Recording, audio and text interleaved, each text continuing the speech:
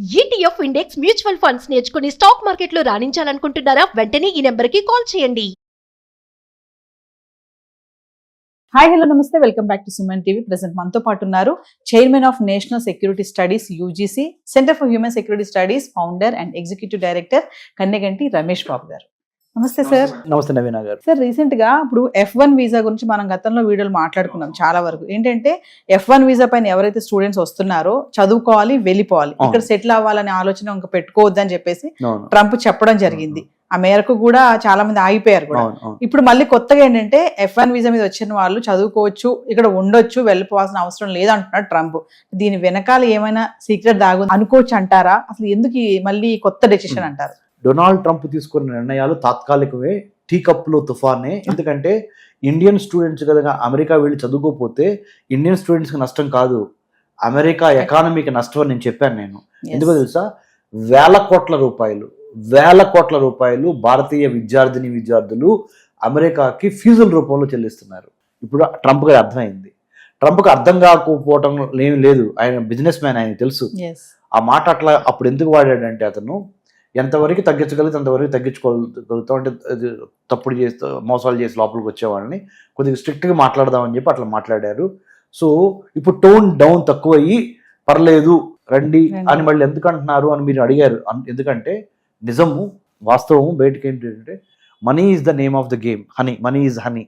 So ఏ డాలర్లు తగ్గిపోయినా అమెరికన్ ఎడ్యుకేషన్ ఫెడరేషన్, అక్కడ American universities federation, Ivy League universities అంటారు అమెరికాలో, అంటే top universities in the United States of America. అంటే university of California, Berkeley, Stanford, Harvard, MIT, Boston, and then Columbia or Emory university, Carnegie Mellon university, CMU, they're all in the top league. A top league universities plus other universities in the United States of America, they have formed a coalition అంటే అందరూ ఒక చోటకు వచ్చి president Trump మీద lobby ద్వారా, అమెరికాలో ఒక గొప్ప సిస్టమ్ ఉంది. I have done my doctorate in American studies, చెప్పాను మీకు. ఏంటంటే lobbying in the US foreign policy, lobbying in the US domestic politics. అంటే ఒక పాలసీ కోసం లాబీ చేయటం అనేది, పోరాడటం అనేది వాళ్ళకి రాజ్యాంగం ఇచ్చిన హక్కు. అక్కడ లాబీ గ్రూప్స్ ఏర్పడవచ్చు. నేషనల్ రైఫిల్స్ అసోసియేషన్ అని ఒక లాబీ గ్రూప్ ఉంది. AIPAC అంటే America Israel public affairs committee అని pro Jewish, pro Israeli policies కోసం ఏర్పడిన lobby group. Arab American association అని, అంటే అమెరికాలో స్థిరపడిన అరబ్స్ వాళ్ళ యొక్క ప్రయోజనాలకి లాబీ చేసే గ్రూప్. Tobacco merchants group lobby group. Gun national rifles association అని very powerful, very rich lobby group. అంటే ఏం చెప్పదలుచుకున్నారంటే మీకు ఈ వీడియో ద్వారా మన తెలుగు ప్రేక్షకులకి, అమెరికాలో ఉన్న విద్యా సంస్థలు లాబీ చేసి ప్రెసిడెంట్ ట్రంప్కి చెప్పింది ఏంటంటే, మీరు దయచేసి మీ ఇష్టం వచ్చినట్టు మాట్లాడి మా పొట్టగొట్టద్దు, ఎన్నో కోట్ల రూపాయలు ఖర్చులు పెట్టి మేము ఇన్ఫ్రాస్ట్రక్చర్ డెవలప్ చేసి ఇక్కడ యూనివర్సిటీ సిస్టమ్స్ ఏర్పాటు చేశాము. ఆ యూనివర్సిటీ సిస్టమ్స్లో ఇండియన్ స్టూడెంట్స్ మేజర్ చంకు. చైనాను కూడా అధిగమించి ఇప్పుడు India number 1. Non resident Indians అంటే ఇండియాలో పుట్టి అమెరికాలో చదువుతున్న భారతీయ విద్యార్థులు చాలా పెద్ద సంఖ్యలో ఉన్నారు. కొన్ని వేల కోట్ల రూపాయలు పర్ యానం, అంటే ఒక సంవత్సర ఆదాయం అమెరికన్ యూనివర్సిటీస్కి వస్తుంది. సో ఈ యూనివర్సిటీస్ అసోసియేషన్స్ అన్నీ వెళ్ళి అమెరికన్ ప్రెసిడెంట్ మీద, US గవర్నమెంట్లో US లో 2 రకాల సభలు ఉంటాయి. ఎగువ సభ ఏమో సెనెట్, దిగువ సభ ఏమో హౌస్ ఆఫ్ రిప్రజెంటేటివ్స్. అంటే మనకి రాజ్యసభ, లోక్సభ లాగా. వాళ్ళ లా మేకర్స్ని కూడా వీళ్ళు వెళ్ళి ఈ యూనివర్సిటీ సిస్టమ్స్లో ఉన్న అన్ని అసోసియేషన్స్ వెళ్ళి అమెరికాలోవి మొరబెట్టుకున్నాయి. ఈ ప్రెసిడెంట్ ట్రంప్ గారిని కొద్దిగా కూల్ అవ్వమనండి, లేకపోతే మాకు ఇక్కడ రావట్లేదు. ఎందుకంటే అమెరికాలోకి వచ్చి విద్యాభ్యాసం చేసే స్టూడెంట్స్లో అతి ముఖ్యమైన వాళ్ళు ఇండియా వాళ్ళు. So these are the reasons అండి. అందుకని డొనాల్డ్ ట్రంప్కి అర్థమైంది. అందుకని టోన్ డౌన్ చేసి స్లోగా ఇప్పుడు పర్లేదు, F1 మీద కూడా ఇవ్వండి వీసాలు, కాకపోతే మీరు మంచి ట్రాక్ రికార్డ్తో రావాలి, దొంగ ఆదాయ మార్గాలు చూపించి రావద్దు, ఈ క్వాక్స్ నమ్మొద్దు, అంటే మధ్యవర్తులు నమ్మొద్దు, ఇలాంటివన్నీ డొనాల్డ్ ట్రంప్ గారు వాటి మీద చెప్తున్నారు. సో అందుట్లో తప్పేం లేదు, అలా చెప్పడంలో తప్పేం లేదు.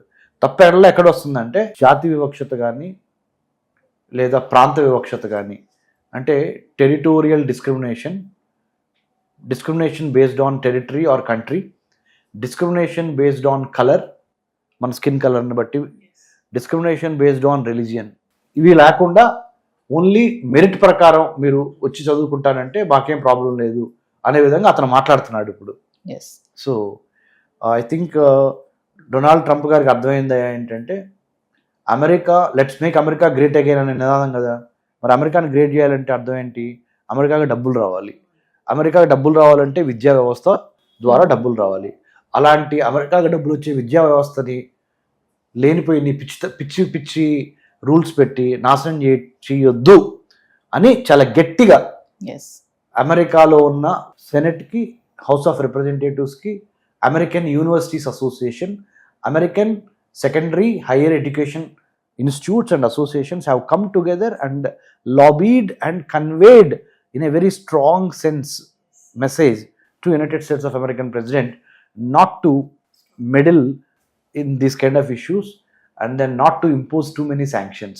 సో అంటే ఇప్పుడు క్లారిటీ వచ్చేసినట్టే కదా సార్, F1 వీసా మీద వచ్చిన వాళ్ళు చదువుకోవచ్చు, చక్కగా సెటిల్ అవ్వచ్చు, అంటే మీరు అన్నట్టుగా స్కిల్ అండ్ టాలెంట్తో ఉన్న వాళ్ళు. ఇంకోటి ఏంటంటే ఓవర్ వర్క్ చేసి జాబ్లో ఉంటా, లేకపోతే ఓవర్ టైం చేసి, లేకపోతే ఇంటర్న్షిప్స్ చేయకుండా, లేదా క్యాంపస్లో పార్ట్ టైం జాబ్స్ని లెక్కకు మించి చేస్తే ఇప్పటికీ US homeland security, department of immigration వీళ్ళందరూ ఒక కన్నే సెట్ పెట్టారు. సో నా అప్పీల్, మనము వేరే వాళ్ళ ఇంట్లో ఉన్నప్పుడు ఆ ఇంట్లో వాళ్ళ యొక్క మర్యాదలు ఏవైతే ఉన్నాయో వాటిని పాటించడం, ఆ సాంప్రదాయాన్ని పాటించడం చాలా అవసరము. లేకపోతే ఆ ఇంటికి మనము అగౌరవం పరిచినట్లు అవుద్ది, వాళ్ళు కూడా మనల్ని బయటికి పంపించేస్తారు. సో దయచేసి ఇండియన్ స్టూడెంట్స్ కూడా అమెరికాలో మీరు ఓన్లీ గెస్ట్స్గా వెళ్ళారు, అంటే అతిథులుగా వెళ్ళారు కాబట్టి ఆ దేశం యొక్క సాంప్రదాయాలు, చట్టం ఏంటి, రాజకీయం ఏంటి, అక్కడ ఉన్న కల్చర్ ఏంటి, అక్కడ ఉన్న వర్క్ ఎథిక్స్ ఏంటి, దానికి అనుగుణంగానే పని చేయవలసిందిగా నేను కోరుతున్నాను. Thank you sir. Thank you Naveen గారు.